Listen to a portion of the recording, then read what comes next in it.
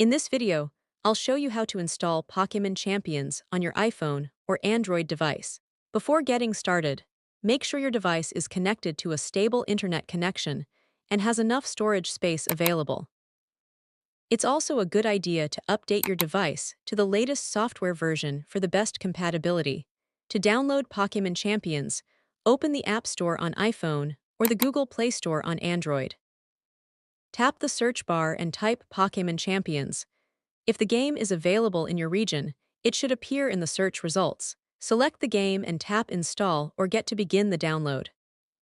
Once the installation is complete, open the game and follow the on-screen instructions to sign in or create an account if required. After the initial setup is finished, you'll be ready to start playing. If the game doesn't appear in your App Store, it may not be available in your region yet, or may not have been released on your platform. In that case, keep an eye on official Pokémon announcements for availability updates. That's all for this tutorial. If you found this guide helpful, don't forget to like, share, and subscribe for more gaming tutorials.